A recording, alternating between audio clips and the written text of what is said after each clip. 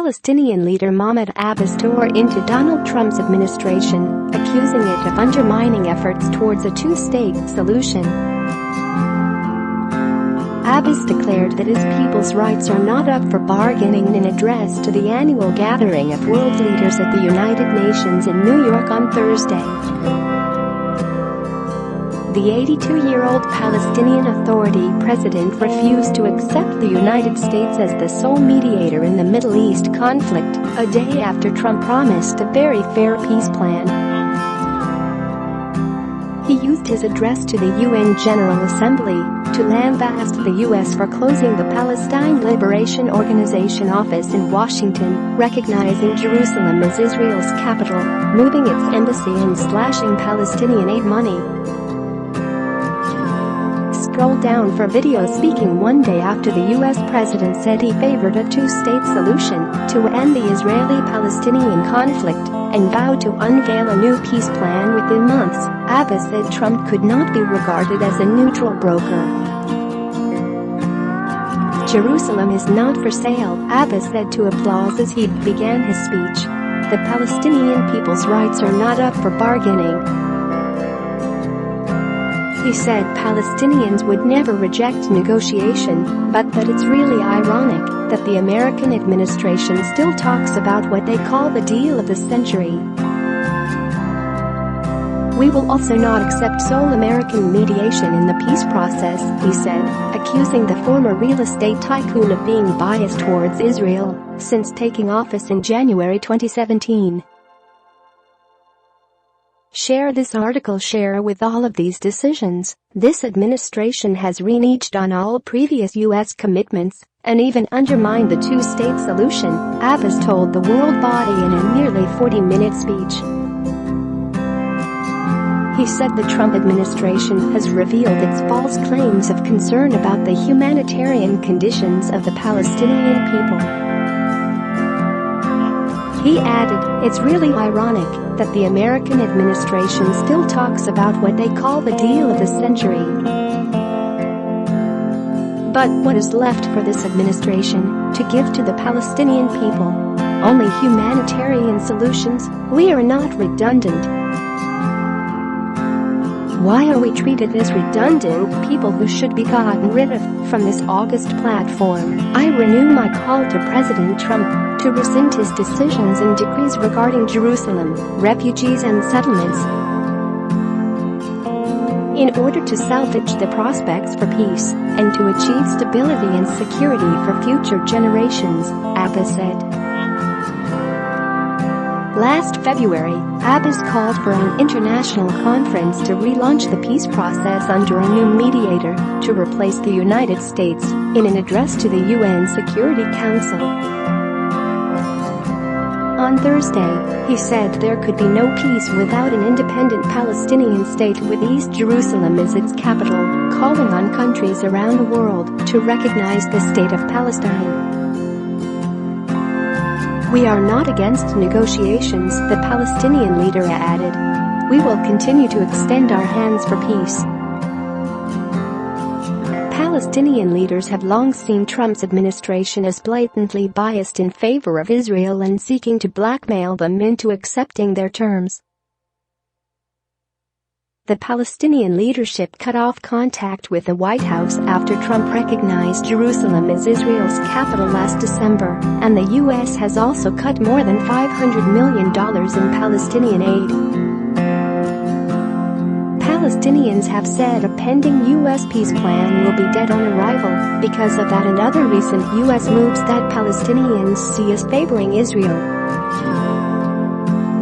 The last Israeli-Palestinian peace talks collapsed in 2014, and there are doubts Trump can secure what he has called the ultimate deal, since he recognized Jerusalem as Israel's capital in December and moved the U.S. embassy there in May. The Palestinians want to establish a state in the West Bank and the Gaza Strip, with East Jerusalem as its capital. Israel captured those territories in the 1967 Middle East War and annexed East Jerusalem in a move not recognized internationally. Israel regards all of the city as its eternal and indivisible capital. Palestinians were infuriated, and many Israelis were thrilled, by a series of decisions Trump has made within the last year, starting with his recognition of Jerusalem as Israel's capital. The Palestinians also claim the Holy City as the capital of an eventual state.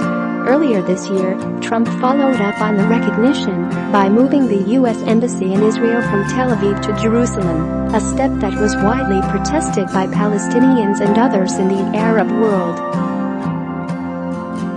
His administration has also slashed aid to the Palestinians by hundreds of millions of dollars and ended U.S. support for the UN agency that helps Palestinian refugees. Trump and his national security team have defended their position, saying the decades of attempts to forge Israeli-Palestinian peace have failed. The World Bank warned Tuesday that Gaza's economy is in free fall, with a 6% contraction in the first quarter of this year and unemployment standing at over 50%. A report from the bank urged Israel and the international community to take action to avoid immediate collapse. It attributed the downturn to a combination of factors, including Israel's decade-long blockade of the Hamas-controlled territory, budget cuts by the rival Palestinian Authority, and a reduction in international aid, particularly from the U.S. Meanwhile, Trump has equivocated on whether he supports the idea of a two-state solution, with one for the Israelis and one for the Palestinians, a plank of U.S. policy for decades. On Wednesday, in his administration's clearest support for the idea, he said, "I like a two-state solution. That's what I think works best." Trump made his comment about the two-state solution while meeting with Israeli Prime Minister Benjamin Netanyahu on Wednesday. The U.S. president told reporters he believes that two states, Israel and one for the Palestinians, works best. He has been vague on the topic, suggesting he would support whatever the parties might agree to, a message he also recapped Wednesday. "If the Israelis and Palestinians want one state, that's okay with me. If they want two states, that's okay with me. I'm happy if they're happy," he said. But later in the day, he backed off, saying he would also support a one-state solution if both sides wanted it.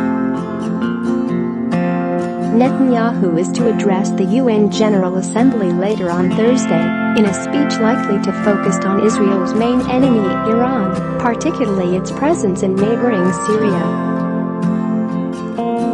The speeches fell on the same day that members of a vast UN developing countries group formalized their decision to give the Palestinians the chairmanship in 2019. Although known as the Group of 77, it promotes the interests of 135 developing nations. The Palestinians' upcoming chairmanship stands to boost their aspirations for official statehood but angers Israel. Hours before Netanyahu's scheduled speech, Israeli Defense Minister Avigdor Lieberman expressed indifference to Trump's remarks, saying that the Israeli interest is a safe Jewish state. "A Palestinian state simply doesn't interest me," Lieberman said. Netanyahu had reluctantly accepted the concept of Palestinian statehood, but has since backtracked. A top coalition partner is threatening to topple his government if it returns to the agenda. The two sides in one of the world's most high-profile and volatile conflicts are always forceful voices of the UN and its annual General Assembly, but their leaders are speaking after a particularly eventful year in their relations. The Islamic militant group Hamas, that rules Gaza, has led protests for months along the border with Israel, aiming partly to draw attention to the Israeli-Egyptian blockade imposed after Hamas took control of Gaza in 2007.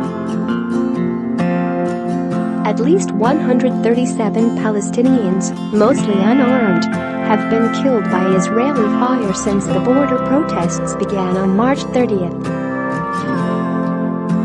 During that time, a Gaza sniper killed an Israeli soldier. Hamas and Israel came close to serious conflict earlier this summer as violence soared along the border. Gaza militants bombarded southern Israel with mortars and rockets, and Israel struck Hamas targets in Gaza. Israel says it is defending its border against attempts by Hamas, a militant group sworn to its destruction, to infiltrate and